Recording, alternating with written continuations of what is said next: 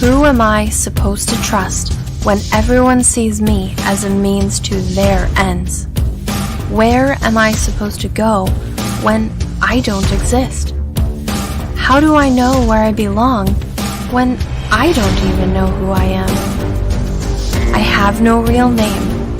I'm just a number to them, a weapon, a pawn in a war I don't want to be involved in. Division M and the Prime Syndicate are two sides of the same coin. They exist because of each other. I exist because of them. I was supposed to be a solution, a way towards peace. But I'm just another problem, a liability, a mistake. I have more enemies than I can count. What am I supposed to do? I can't do this alone. I need friends.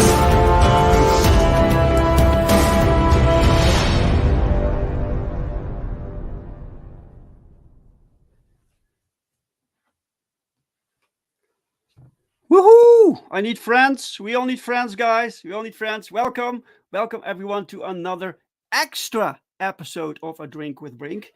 Because people often invite me to their shows and give me time on their platforms, and I want to return the favor. So I like to talk with as many indie creators as possible, and I am so lucky that I get this chance. It's just fantastic. When I started this, I couldn't even comprehend that I would have these awesome chats with awesome people, with people I admire, that I bought books from, that I'm a fan of, and I get to interview these people. It is just a privilege. It's a privilege, guys. And I saw Dr. Rhino's here, and Dr. Rhino is listening while I move things around. You're moving things around. Interesting. All right, man. Okay, guys. Before I start, I usually try to give you a little bit of a update on certain things, and this time I can tell you that you really need to, if you haven't already, you need to sign up to American Bliss Father's Pride Part 1. The link is in the description, because we are going live in a few weeks. October 21st is the day that American Bliss goes live, and we will have our launch stream at Bancroft's show. It will be amazing. It will be awesome. And I'm making preparations right now. It's a lot of work, guys, but it is very fulfilling. So, yeah. Okay, guys. Without further ado, we have two guests today, two amazing guests, and one of these guests made something for me a little while back. He made this for me. Check it out. Check it out, guys. I am perfect. Oh, this is fantastic. I cherish this. I keep it in the plastic. It's I need to find a nice space for it. Maybe I will scan it and have it colored. I don't know yet. It's just fantastic. So this piece, guys, is by Andy Smith. Andy Smith is one of my guests today, together with Dennis Turner, and we're going to have them on right now. So let's have a warm welcome for Andy Smith and Dennis Turner.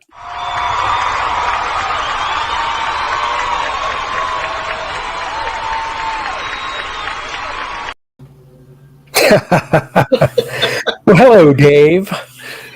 Welcome, guys. Welcome. Woo! Oh, I love a nice round of applause. So yes, and you deserve it, man. You both do. You know, that little clip scene almost reminds me of The Shining, you know, when they have the flashback and when he's back in the old picture. That's kind of what it reminded me of. Yeah. Right. Yes. So how are you guys doing? Doing good. Doing awesome. Good. Doing awesome. Yeah. It's only 2:00 over here, so doing really good. Yes. Yeah, this isn't my usual stream time, but I need to do extra shows. There's just so much good stuff out there. So Andy, you've been on my show before when I was really nervous. I'm much better today. Oh, okay. There you go. And Dennis, we never met before. Nope, first time. It's nice to meet you, sir. You too. Pleasure. So how did you two meet? Well, there's these places in San Francisco. I think they're called bathhouses, and I was walking past it when Dennis came stumbling out with his pants down, and I was like, "Sir, what can I do to help you? You look discombobulated." You know, the problem is some people might actually believe you, Andy. That's the problem. Unless they know you, but yes, they might actually believe you.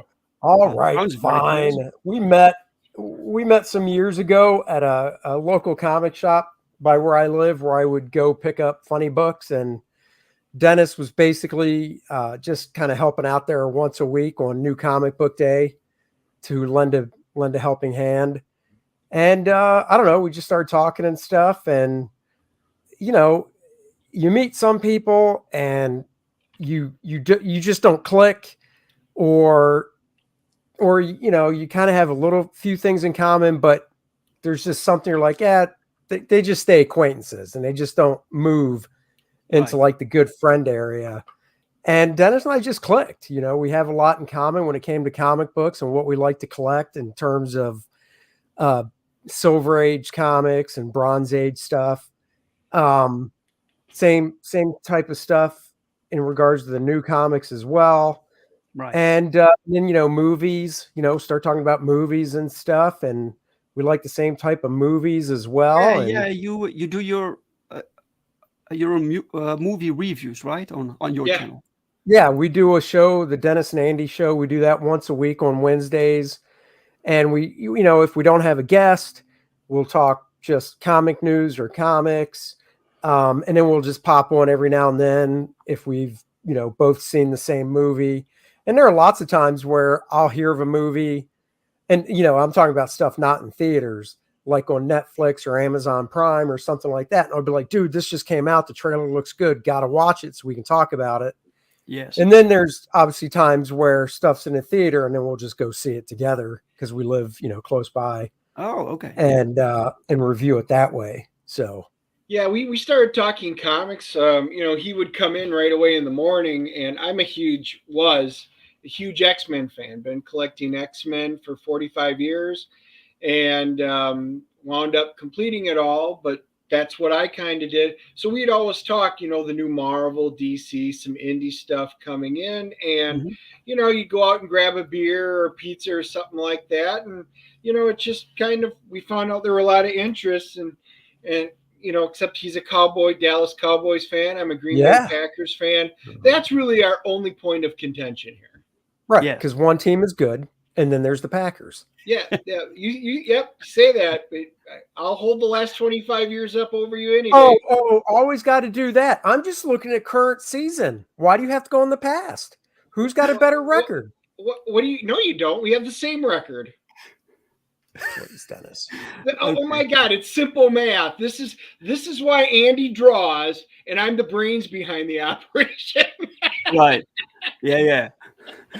I meant who has better looking players. That's what I meant. Also, Aaron Rodgers wins that one. And who has the better looking fans? Packers also. So again, it's a clean sweep. Have you seen the booty shorts those ladies wear in Texas? Okay, Nobody's you got the wearing shorts cheerleaders. like That's that. your only victory. Nobody's wearing shorts like that up in Wisconsin. Look at, you've got like 12 ladies on the field, and then you've got Dak, the 13th cheerleader on the Cowboys. Well, I mean, you have 11 ladies on the field, and they're all the offense. So, anyhow, let's not get started. Dave doesn't want to hear our petty squabbles. Well, there are probably people watching who know what you guys are talking about. I'm complete oblivious when it comes to sports, especially American sports. Yep. Yeah, just like soccer. It worked. It works both ways. We're not huge soccer, don't mind it. Yeah. But yeah, no, I actually popped the link in the private chat. We do a show and we do movie reviews, TV show reviews. I'm a huge Star Trek fan too. We do unboxing for comic books and reviews of them. I just got in the new Mego Star Trek toys and the new Playmates who's coming out. So I did an unboxing of that. We'll do reviews on it. So we do a little bit of everything, but it's all nerd stuff. Our whole channel is basically anything pop culture and nerdish. That's us. Of course, we need that, man. We need nerd stuff. More nerd stuff and less mainstream. Tony says, hello, Dave. Hello, Andy. Hope all is well with you all. Shoebox Heroes 2019. Welcome, Hello, Tony. Welcome, sir. And then we have Mike. Kor-Drath. Please play its trailer, Dave. It's getting me head banging every time. Yes, we're getting to that. Welcome, Mike. welcome. And hello, sirs. He says, hello, sirs. Hello. Oh no. He says it's like football, Abbott and Costello. It's true. Okay, that reference I know. So I might look like Costello, but I'm really Abbott. I'm the straight man. Right. Okay. What? I can understand that Andy makes comics. Andy, you're a industry veteran, right? Yeah. So Dennis, what brought you towards making comics? Well, actually, it was one of those things where Andy and I were actually traveling to a convention together, and we go hang out at conventions and stuff like that. And we were on our way to one, and Andy just kind of hit me up, and he's like, "Hey, I'm thinking about going in a different direction. I've got this idea. I want to do something other than superhero stuff." And so we literally just started kicking it around, and I had some ideas. My background, besides nerd stuff and collecting comics, I also am a appraiser for comic books, but Dungeons and Dragons, I've been role playing since 1984, a little earlier, and been gaming pretty much my entire life. So superhero gaming, sci-fi gaming, I'm a huge fan of all those genres. The Shadowrun type of stuff, cyberpunk, and of course, sword and board type of stuff. So as we talk, I've got a background in that, and I've made my own worlds, and I do a lot of world building in all the different type of genres. So we started talking, and Andy kind of hit me up, and he goes, we kind of started going back and forth, and we decided, could we put out something completely brand new with a whole new world? And yeah, it was kind of easy to do that part. And then it was coming up with a great story. So he kind of tagged me to write it, and Andy's doing awesome on the pencils, which I'm sure you're going to see shortly. Yes, I know he's awesome. So how did this collaboration work? So you came up with the basics for the world, and then together you built up the plots, or how did this go? I think we came up with basics together, and then after that, I pretty much just let him go do his thing. You know, I always say, you know, to backtrack on First Man, I worked with a friend of mine writing that as well. And I get good like little nuggets or things to springboard off of. And then I kind of just pass that on and go, okay, here's the initial thought, springboard, see what you can do. And, you know, from there, Dennis took it. And like he said, he did build this really immense world for Kor-Drath to take place in. And once he started writing the script, before he would get too far into it, you know, I said, look, I don't want you to just start writing, you know, page 1 and so on and so forth. Do an outline first so I can read the outline and make sure that we're on the same page with where we want this to go. You know, because the last thing you want is to go, yeah, just write a script. And he writes like a 64-page script. And it's like, that's not what I was thinking at all. Yes. So, you know, he wrote an outline and, you know, I can't remember specifics because it was a few months ago, but there were some things in it I was like, that's cool, but I wasn't really thinking that, maybe this, and, you know, vice versa. So we would talk it over. And then from there, it was kind of breaking down the story into chunks, you know, like for opening scene, middle, and whatever. Yeah. And then it's like, okay, now it's at a good stage where, you know, you can write it up in the, you know, typical comic book script format. Right. This is the experience you have, right? From scripts, from reading scripts, from writing scripts, because you wrote First Man, right? Yeah. And I sent him a few example scripts from writers I've worked with, right, whose stuff I really enjoyed. And I think they do a really good job of getting the point across of what they want the artist to do, so he could get an idea of what a script looks like and writing style. Because, you know, writing novels or short stories, you know, prose with no pictures is so different from comics. Yes. And people don't realize it. They're like, oh, I've written short stories or I've written a novel before I can do it. And it's like, it's a little harder than that. So, and there were times, you know, in the script where I would go through it and read a couple things and go, I can kind of see what you're getting to, but it's probably because of my experience. Whereas if it wasn't for that, this looks a little too much like you're writing a book for somebody to read, not draw from. Right. It's too descriptive. Yeah. And he, you know, he's a fast learner. It's a big learning curve. So, you know, as he's pointing out some things, like I've written short stories, battle plans, whole things, chapters, stuff, and that all was great. But it is so different from picking up and, you know, trying to lay out for a comic book where you're, you know, every single time there's a change in mood or there's a change in this, you've got to be able to show that versus just assuming that the reader's going to look at it. Whereas typically in books, you can do dialogues. So I had read like 5 books before I started on how to draw comics. Well, a couple of us got on to, we did a big call and we were talking about stuff. I actually learned more in 3 hours just with us, you know, throwing ideas off literally than I did reading all 5 of those books. Right. Yeah, we're working with, and we'll keep it a secret for now. But no, we're working with a buddy of mine who's been in comics a little bit longer than me. And he's kind of like, he's kind of like the editor, because, you know, on First Man, and I'm very proud of First Man 1 and 2, but it was just me and my co-writer, and we didn't work with like an editor or anything like that. And it never even crossed my mind, you know. Now, I'm not saying when the book was done, we would obviously have a couple other people proofread it. Yes. We would have a couple other people proofread it because you want that. But, you know, while I was working on it, or even before I started drawing it, I never even thought like, you know, I might want to get an editor just for like a third eye on it, because they might read something and go, I think this is cool, but this story point might work better here or there. And like I said, with First Man, because it wasn't totally brand new, I think it worked out fine. But with this, I suggested, you know, why don't we get this third set of eyes on it to give notes and stuff. And, you know, it worked out well because there were stuff I saw and I was, you know, I'd read the whole thing or chunks of it and be like, you know, make up notes to talk to Dennis about. And I thought, okay, well, I don't know what this other dude, my buddy's going to catch.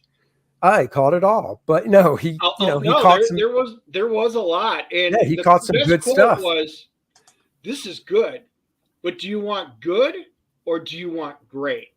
And I'm a perfectionist, so I was like, well, I would rather do great. And I said, well, I want awesome. And then Dennis said, well, I'm not up to the task. And I said, well, I guess great will have to do. Yeah. Yep, that sounds just like me. It does. Just kidding. Welcome, awesome. Lord Nemesis. Welcome, sir. Yeah. So were there times that you had different ideas for the story, and you had to sacrifice? One of you had to sacrifice something to go with a different direction, for instance, or nothing big. Yeah, I don't think so. Because I think the biggest challenge really was the opening of the book, and it was very key to do something a certain way, because you're not just hopping into San Francisco today. You're dealing with either like a Tolkien world or a Terry Brooks world where you've got this huge, vast, right, you know, background potentially behind you, and you've got to get some introduction to it. You just don't want to start in. So it was really important to get that. And then, you know, we were going kind of back and forth a number of times on there until we got something that turned out amazing, I think. And yeah, and I don't think there was anything major. I mean, there were things I might read and be like, this needs to be cleared up a little better. But now there really wasn't any back and forth pushback on anything that I was like, no, it's got to be like this, and he was like, no, and vice versa. There wasn't really any disagreements. And the cool thing is, for those of us, you know, some of you may have heard this. For those of you who role played in a long time, if I say, Andy, I'm going to put in a hill giant and some orcs. Anybody who's role played, instantly they come to mind with whatever version of D&D or Pathfinder, whatever they're playing, right? They already have a preconceived notion. Andy doesn't have that. So I would send him a few examples of like, this is kind of what they typically kind of look at, but go for it, make it. And he customizes everything. So when he puts things in there that I wouldn't have thought, it really works out well because he's got his take and adds his flair to what used to be a stereotypical orc, goblin, kobold, whatever. No longer. Yeah. Everything's different, and you're going to see that. You'll even see it in the artwork. Yeah. I'm trying to think. No, I don't have anything to add to that. That was good. Yeah. Right. We have a question from Mike. Andy, are you more hands-on with Kor-Drath script than with those of the First Man? And Dennis, did you previously study or school on writing in general? I know what I was going to say before I answer this. The one well, this kind of goes with this. So to answer the question, no, I'm the same hands-on with both. The difference is the guy my buddy Rob, I was working on First Man with, lives a few states away, so we would just have long phone calls and stuff. With Kor-Drath, what's cool is because Dennis comes over here once a week so we can do our podcast. I would I would read the script before he came over, and then when he comes over, he'd have his laptop, and I'd say, all right, pop your laptop, and I'd open up the script in, you know, a Word document. And you know, this sounds like it might take a lot of time, but it really doesn't. We'd basically go through it page by page. So I'd be like, okay, page 2. And because I obviously already previously read it, I would either have something marked up on my end for questions, or I would just remember, I'd go, okay, page 2, panel 1. Yep, that's cool. Panel 2, that's cool. Panel 3. Okay, here's a little question I have. I see what you're doing here, but it's kind of unclear. Is this what you meant? So we would have more back and forth like that. And I think part of that is just because this is, you know, like Dennis said, he's written short stories and things like that, but he's never written a comic book script before. Whereas with Rob on First Man, he's written comic scripts before and, you know, mostly for himself because he's a comic strip artist, but he knows the language really well. And Rob's also a cartoonist, so he thinks visually more naturally as well too. So it wasn't necessary to do that. Yep. Right. And then to answer your question, in terms of comics, no, this is my first foray into comics, but I am actually a radio, TV, film, and RTF major. So, I used to do documentaries, writing scripts, but it was more for like television, stuff like that. And that's a completely different a medium. And it's been quite a few years since I've done that. So yeah, no, this is definitely interesting because, like I said, it's different than anything that I've done, and it's just a big learning curve.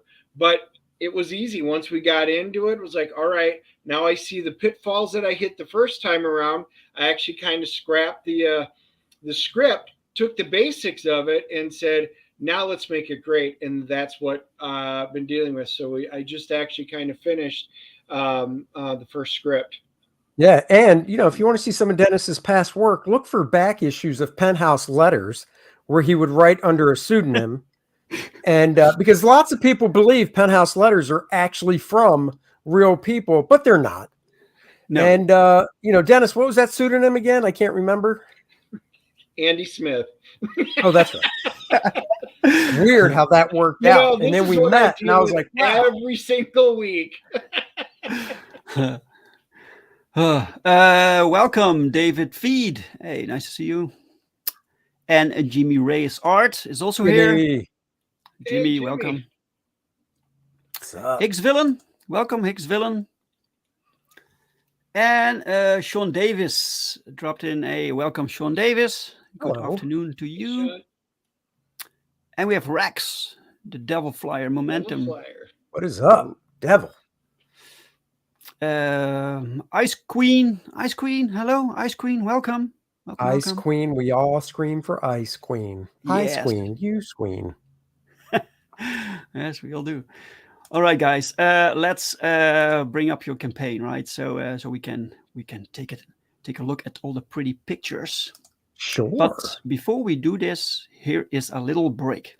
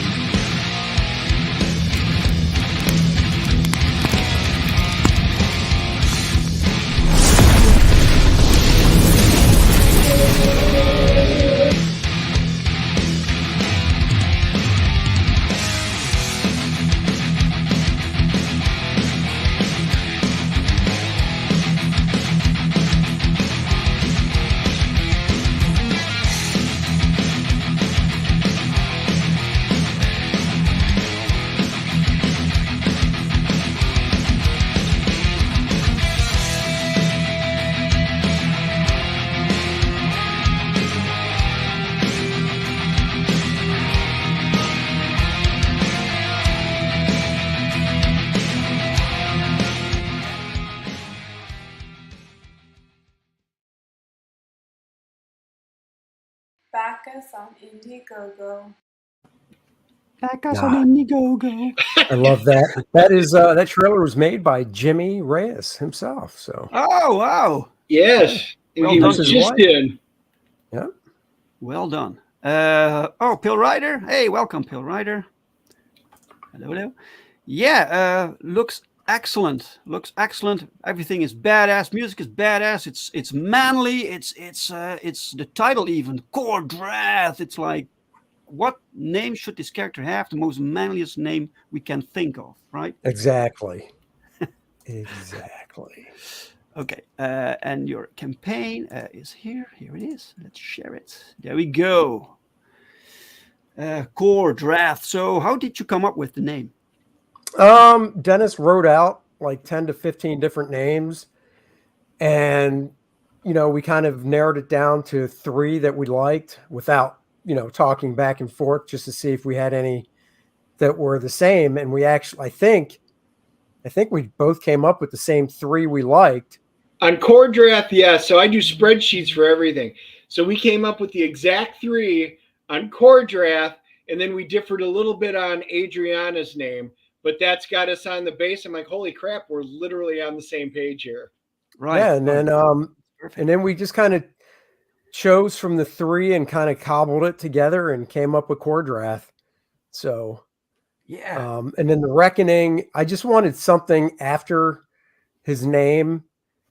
And I was driving to meet Dennis at a movie theater, and the Reckoning just came to me, and I was like, man, that just sounds badass. And obviously I knew what the story was. Yeah. So, the Reckoning makes sense, Oh. with the story we're telling. That's good. Yeah. So, I told Dennis, and he was like, yeah, that's great. And then it works too, because, the next book would be Kor-Drath, whatever the cool 1-word or 2-word thing we can come up with to kind of encapsulate that story, so it'll be a theme where every book would have, a little tag after Kor-Drath's name. Right. Yes. Okay. So, holy crap, guys. 827 backers. That's just phenomenal. Absolutely fantastic. Thank you, everybody. Yes. Thank you, guys. And you're still in your first 30 days, right? Yep. Yes. Yes. Yep. 21 days in. Wow. Fantastic. I saw Tartan Ninja Art. Welcome. Hello. Welcome. We are looking at Kor-Drath today. We're talking with Andy and with Dennis. They made a this is like pure fantasy, right? High fantasy. Yeah. Yeah. Yep. Yeah. High tea. In fact, if you like Conan, you like He-Man, you like Dungeons and Dragons type role-playing stuff, a little bit of Thundar, you get just some of those type of world aspects into it. Sword and sorcery, you've got magic. She's a sorceress. Adriana is, dealing a lot with, there's 11 tribes in the world. Well, we're going to specifically deal with 3 because we've got this huge world. So we're dealing with one region and one part of a region in this first story. So how long did it take you guys to build this world? Well, I mean, we started on it back in, we first started talking about it probably around March or April. And, I think we really got down to it, and Dennis did with the writing probably in May or June. So, June to, we'll say May to, a few weeks ago, Dennis finished off the script. Wow. So, wow. And Dennis, are there elements you could use here from your previous writings? Well, I don't want to say previous writings. No, not really. This is basically built from the ground up. Right. The only thing that was used is really the world itself was something I had started creating way back in like 1999, 2000. And I actually had a map, and I've got the basis for the world, and you started building it. For role playing, my friends and I, we were always Forgotten Realms fans, so we kept using that setting. So my world kind of sat there, and was when we started talking, Andy's like, yeah, we kind of want to do this. And I'm like, it really makes sense that we continue to build it. Let's just take what's already done, because it's different, completely different from a lot of the stuff that you see out there. And then we can just flesh it out from there. And that's exactly what we've been doing. Right. Tartan says, love this style used on this comic. thank you. Yes. Look at this design, man. This is fantastic. So this creature's called Vordoom. That's Vordoom the Undying. Yep. Sorry?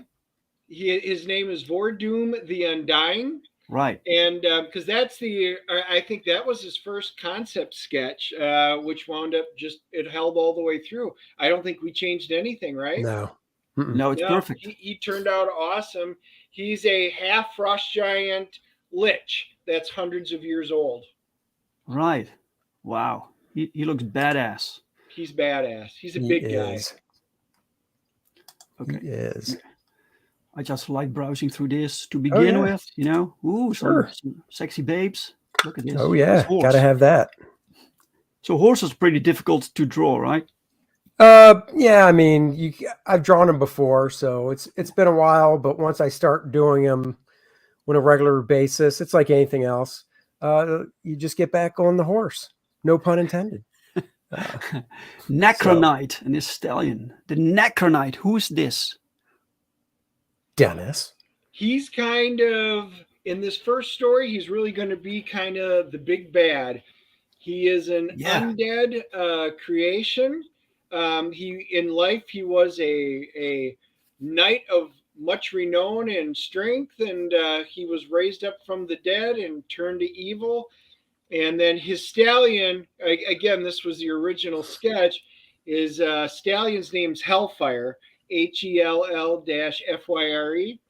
and he is very much like he's also like an undead horse. You can see flame for everything. He'll actually breathe flame. He's got lots of cool abilities, as does the Necronite. He's just one big bad mother. Yeah, he looks like it. Yeah, excellent designs, man. So, Thank you. So this you have this. How do you call it? Before you start, you have to design all the characters. Are there sometimes characters you just draw while you're working on the book? So you. I mean, I do a little bit of both. For main characters, I always do a design page of them, so I can always refer back to it until I've drawn them enough to where I don't have to anymore. Mm-hmm. But for characters you might only see a few times, I'll just do it right on the page. So it really just depends. Yes. Ojo, welcome, Ojo. What's up? Welcome. Guys, the link to this campaign is pinned in the chat, and it's also in the description of the video, so you can visit it immediately. Look at this double page spread. Yeah, pages 2 and 3, so much going on here. Page 2 and 3, getting right into it out of the gate. Right. And this character right here is Kor-Drath, right? That sure is. Yes. Hacking and slashing. Look at this, man. Fantastic. Okay, that's this is the main cover. Wow, fantastic. Who did the colors? Dan Lawless colored that cover, and he colored the Budroot variant cover as well. Right. Okay, so who is Kor-Drath? Who wants to tell me? Kor-Drath is he comes from the Red Lions tribe, and you could say, I guess, in the hierarchy of the tribe, he would be higher up than others, but they don't have there's a leader of a tribe, but it's not like prince, king, or any of that stuff. And his dad is the leader of the tribe. Right. And basically he's out doing some stuff for his father when his tribe is overrun by the undead that the Necronite sent, because the Necronite's looking for this ancient artifact. And, he doesn't realize not everybody's there. And when Kor-Drath gets back, he's with Adriana at the time. They were on this smallish quest, like I said, for Kor-Drath's dad that he sent him out on. He sees that he gets back to just utter destruction and ruin of his tribe. And that sets him in motion to want to avenge the tribe and find out who did it and what the purpose was. Yes. And he is pissed. So you give him motivation to bring the damage. And this girl was called, what was her name? That's Adriana, and Dennis can tell you some background on her. Yes. Yeah, she's a sorceress, and from the Black Eagle tribe. They're kind of star-crossed lovers. The two tribes get along. They're almost like sister tribes. So there's 11 tribes out there. Some get along as you would expect. Some don't. Some are arch enemies, and that'll take a play.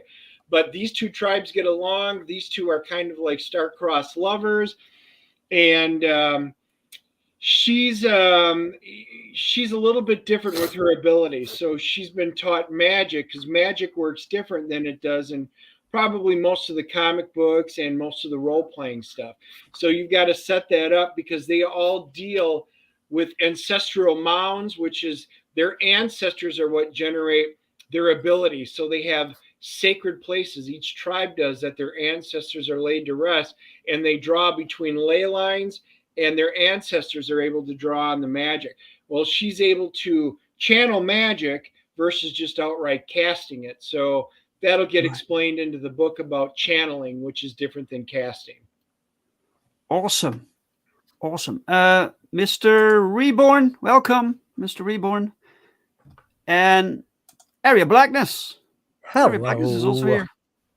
Hey, all. Welcome. He says Kor-Drath, very metal. Yes, it is. That is the game. It is. That is the game. So she looks like her tribe is more sophisticated than he is. Yeah. I would say that's true to a point. They're not as nomadic. Some of them are very nomadic tribes, like the Red Lion. If you think of Native Americans, how they have to move to follow where the food is, that's kind of what the Red Lions do. The Black Eagles are a little more stationary, although sometimes they have to.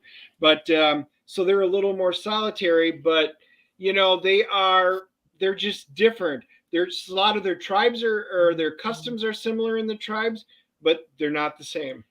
Right. Yeah, and it's not necessary. I mean, obviously, there's a contrast in look.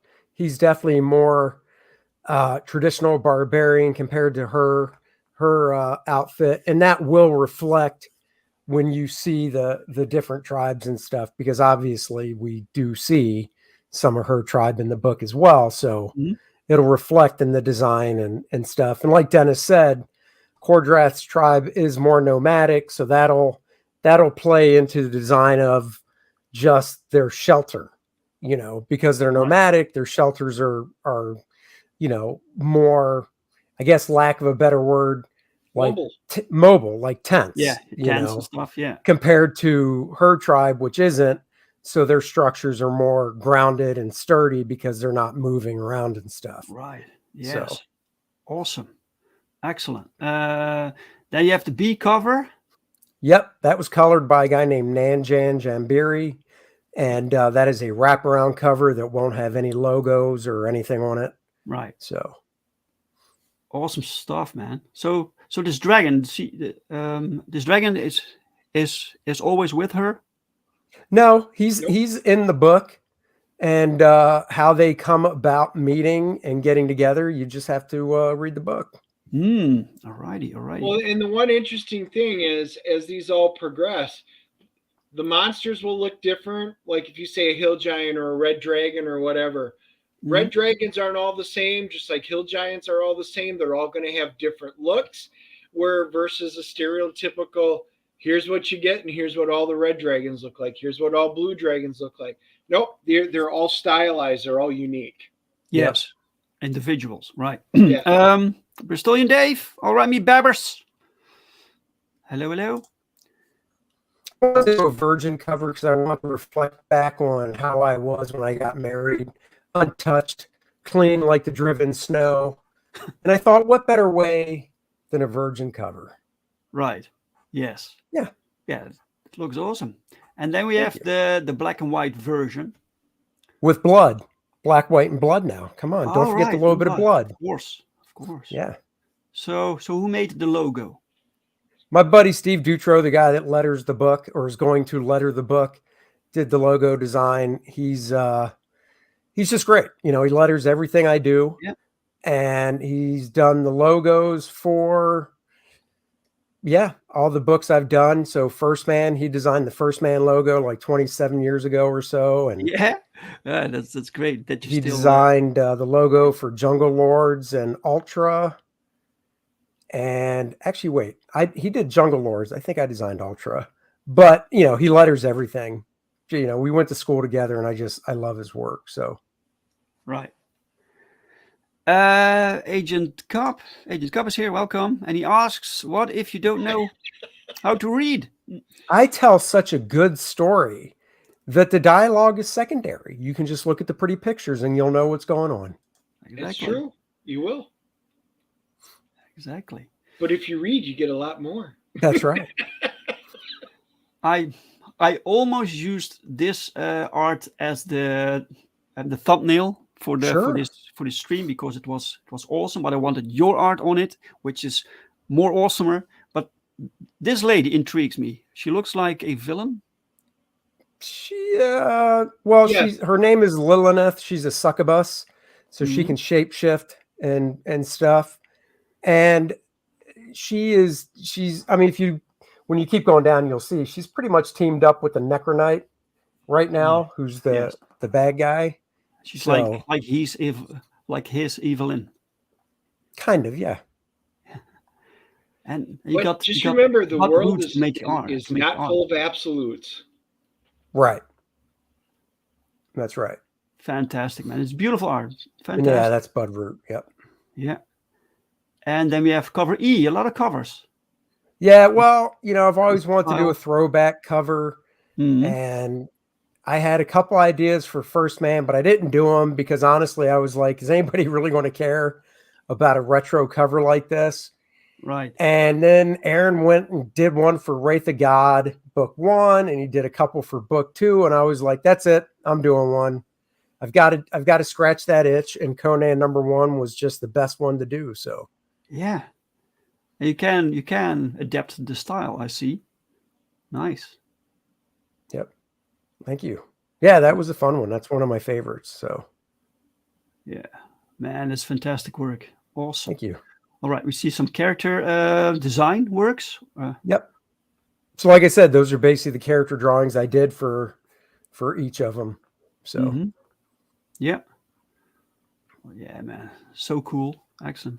So what was the most difficult one to design, to get right? Kor-Drath. Hmm. Main character. I mean, he might not look it, but he did go through a few different looks before settling on that one. So yeah, he's the main character. You could chalk it up to me putting undue stress on myself because it's like, oh no, this is the main guy. He's got to be perfect, or right. Or what, I don't know. But once I got him down, it all worked out. So right. And he has this tattoo here on his chest.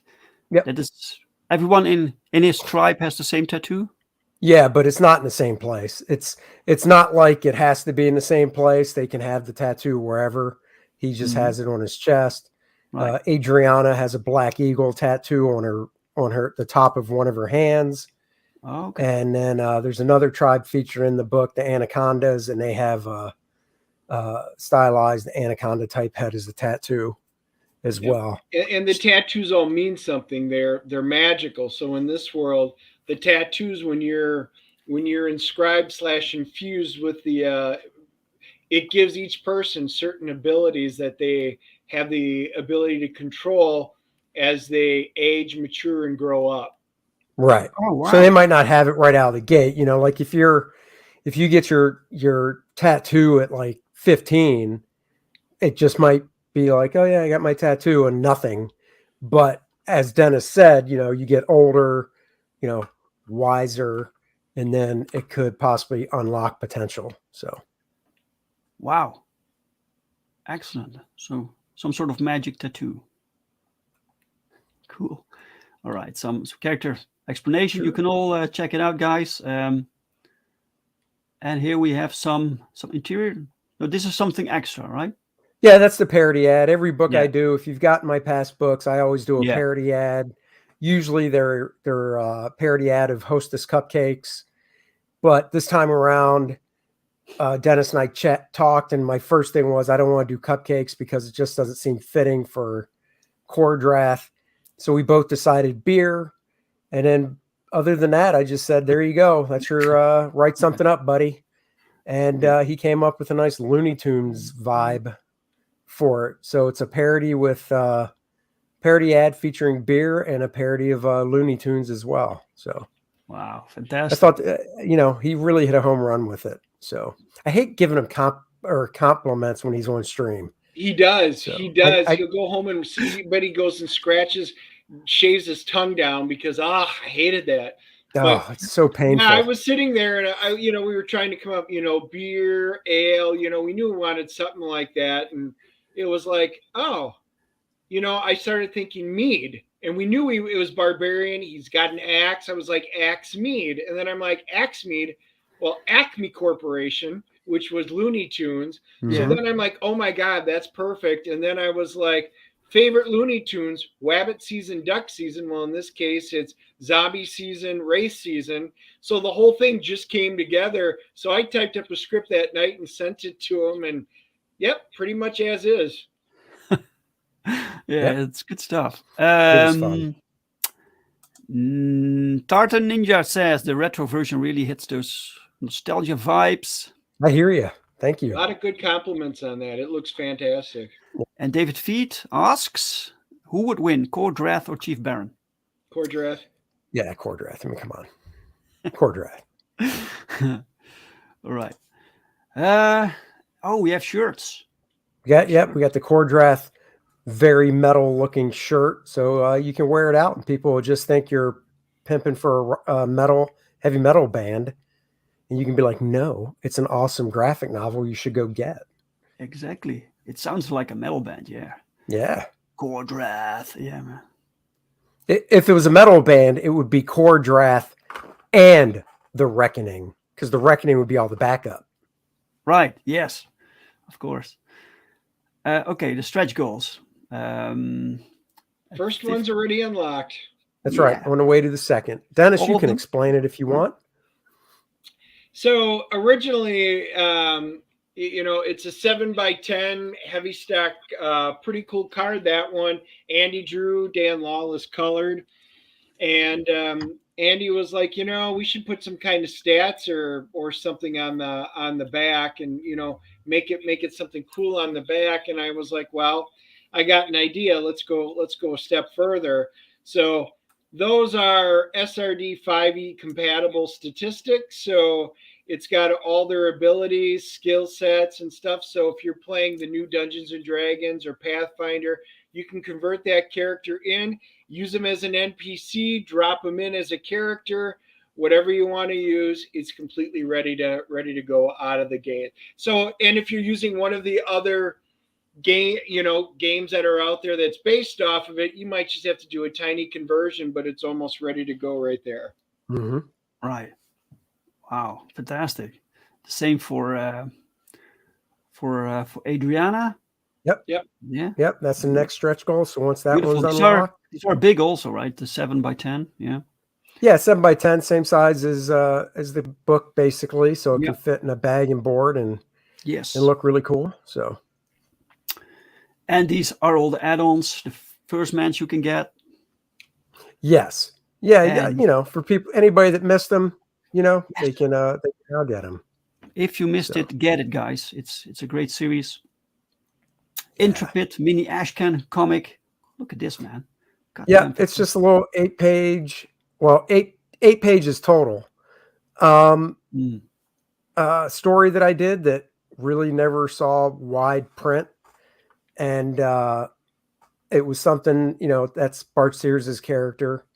Right. And he wrote the story years ago and I drew it years ago. And like I said, it really never saw wide, distribution in print because it was only this little 8-pager to run as a backup story. Mm-hmm. So I asked Bart if I could do a little 5x7 mini comic and he was like, yeah, go ahead. So. Fantastic. Excellent. Very rare stuff. Templates. Yeah, it's a book I created. So if you want to design your own characters, I already drew the figures. It's all just the male figure, different body types, and you draw right inside the book over the blue templates that I did. So if you were to scan it or photograph it, depending on what you use, the blue would drop out. Right. Awesome. And then an art book, 8.5 by 11, 112 page art book featuring stuff of mine from early on in my career all the way up to a few years ago when the book originally came out. So yeah, fantastic. Yeah, looks amazing. A lot of cool stuff here. Thank you. Okay, let's take a look at your perks. Sure. What you're offering. The Get It All, the featured The Get It All is so the Get It All has everything except for the new cover E, because that wasn't done at the time. but that cover is an add-on with only, I think, an extra couple bucks for shipping. So if you were to, get it all and then add on cover E, you're still saving money because the shipping is knocked down a lot because it's shipping with all the other stuff. And the cool thing too is I did offer for the first 24 hours Bud Roots cover in black and white. Mm-hmm. And after the 24 hours, I took it down. Well, if you still want that cover, it's available in this Get It All. Okay. tier. It's still here. Yeah, it was a launch special, and a lot of people wanted that black and white cover, so it was that was a big hit. Yeah. Yeah. Awesome. 1, 2, 3. Artist edition, Bud Root cover. Yeah, Bud Root line cover. Fantastic. You have everything. Yep. Cool. Then you have, and then from there, it just goes down to yeah. the individual covers. Individual covers, each for $25. Yep. Ships worldwide, which is great. Sometimes Oh, yeah. you have these campaigns that don't ship to Europe for some reason, and I'm missing out. So I would never do that. Nope. you wouldn't do that. No. Cover B. Yeah, this is the wraparound. I should actually put a tier up that you can get the Get It All for and offer it for like $2 and say that it's like $2,000. And if people are like, why is it $2,000? I'd go read the small print. And this is only for worldwide. It's hand delivered because that would pay for my plane ticket. Right. Yes. I bet you that people would actually buy that. So they can... I should seriously look at it because how fun would that be, Dennis? Put it up for enough that could get us 2 tickets. Yeah, and it's like, if Yeah. you buy this wherever you're at in the world, I can we'll see hand it. deliver it. Korea, Australia, Italy, France, Japan. And I'll be getting home going, okay, I'm done. No, that's why I said it would literally be like maybe 1 or 2, and that's it. Yeah. You have to make it limited. Oh, I got Yeah, it would be limited to like 1 or 2. So it's like one lucky person overseas could pop down like 3 to. I got to look to see how much plane tickets are, and then there's of course having to stay a couple nights. That would be fun though, dude. If we had a tier for like $4,000, so it covers both plane tickets and like a hostel for a couple nights, and you get your stuff hand delivered. Yes. There you go. Maybe it'll be Elon Musk and he'll invite us over to one of his many chalets somewhere in the world. That'd be great. It's a great idea. Cover C, yeah. So all these covers are the same price. Yeah, it's all the right? individual covers. Yes. And every cover is available as an add-on. So if you want to customize and get the Bud Root cover and then add on the cover E, you can do that. Right. So you can buy the shirt and then add on every cover that you want. If you want to, yeah. Mm-hmm. Right. What is our sizes? Yeah. The 35 larger sizes cost more to be made. All right. So that's why there's a cost difference. Right. Okay. So then the artist edition. Yep, that's an 80-page hardcover. It's oversized, 8.5 by 11 3/4. It's going to feature all my art scanned in, full color, so you can see. I mean, it's like an artist edition. You'll see all the, the marks, whiteout, whatever else will be picked up when I scan the pages in full color. Oh wow! But it They goes don't have- up, so it's on sale now through the campaign. Once the campaign ends, it jumps up to 80 from 65. Yeah. Right. Fantastic. Yeah. The Barbarian bundle. And that's just the covers. So it doesn't have the artist edition. It's just the covers. Once again, the retro cover is not in there because it wasn't done at the time.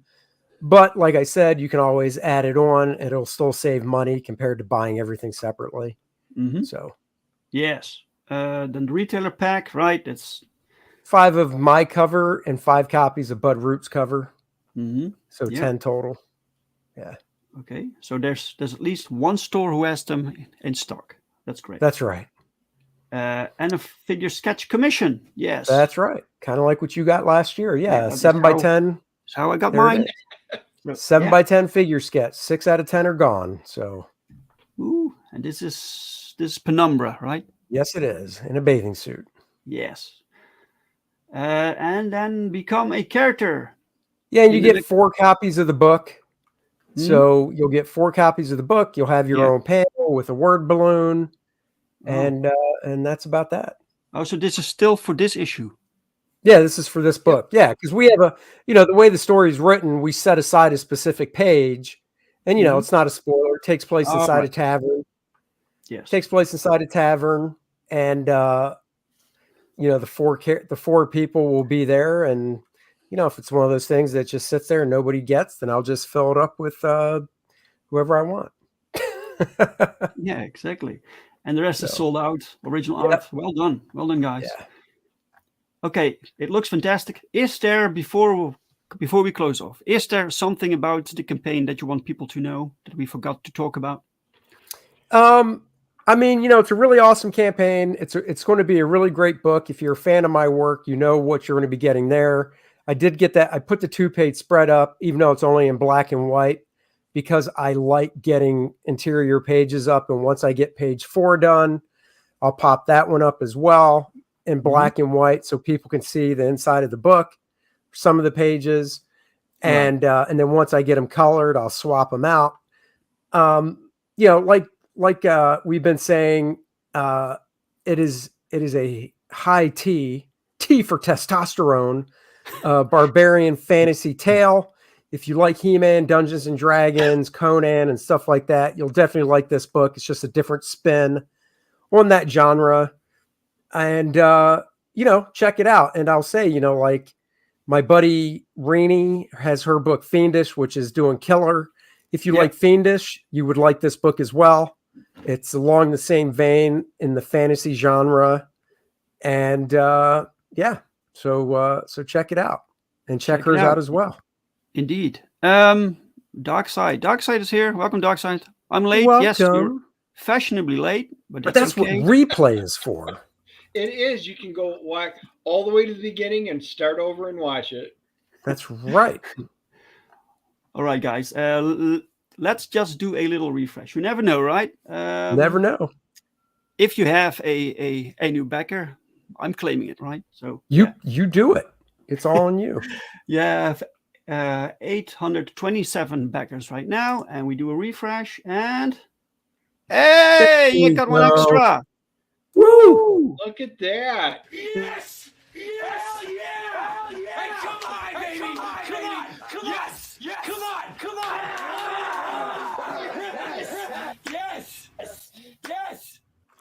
Yes, the Brink. You got to call that the Brink bounce. The Brink bound? The Brink bounce. Bounce, right? Yes. Bounce. Yes. I'll keep that. Thanks. Keep Thanks it, for the suggestion. because I think Bancroft is the Bancroft bump. So yes, this is true. Okay, guys. The link to this campaign is in the description. It's also in the chat. It's pinned. Check it out. Go there. Share it. If you can't back it, just share it. That's perfectly fine. Talk about it. And while you're at it, also visit Perfect 10 issue 3 and Crossworlds and back it if you haven't yet, or share it, or just because this series has won awards, guys. People need this in their collection. So yeah. And American Bliss, Father's Pride, you can still sign up. We are going live in 2.5 weeks. So nice. Don't miss out. Sign up. Yeah, that was it. So Andy and Dennis, thank you both so much for being my guests today. Very welcome. Thank you for having us. Yeah. If people want to follow you, Andy, where can they find you? Andy Smith Art on Twitter. Same for Facebook and same for Instagram. And then Andy Smith Comic Artist on YouTube. Yes. And Dennis, where can people follow you? They can find me on Twitter. I've got it right in my name there. It's at Dinges Comics. You'll find me on Facebook. And if you're on Twitter, direct message me. That's the best way to get a hold of me. And then we also we've got the Dennis and Andy show. That's what we do when we do all of our reviews and fun stuff. I left it in the link in the private chat because I don't think it'll let me drop it. But anyway, you can do that. Make sure you subscribe to ours. Dave will come on once in a while, and we do all of our great reviews, and that's a fun way to hang out and chill with us. Yep. Tomorrow night we'll be on at 3:30 Eastern time. Have to go a little earlier than usual with Doja Kun Comics. Oh, cool. Talking about his book. Yep, Yeah. and then we'll be on Reenie's channel, Projectile I think, at 8 Reptile. o'clock. Yep, Projectile Reptile. Yep. Yeah. Yep. And yeah, we'll Right. be on Reenie's channel at 8 o'clock tomorrow night. Right. Excellent. Okay. All these links, I will make sure they're in the description, so everyone can find you guys. So Thank you. thanks again, guys, and special thanks to the chat for everyone who Yes. watched us, for your questions and for your comments and for sharing and for liking. And if you didn't like it, please give me a dislike, and I'm very sorry. I will be back with another extra episode this Saturday at the same time, and my guest will be Irene Strachelski. Straczynski. Yep. Straczynski. All right. I'm so sorry. I'm so sorry, Irene. Okay. So this will be next Saturday at same time and same channel. See you then, guys. Bye-bye. Bye.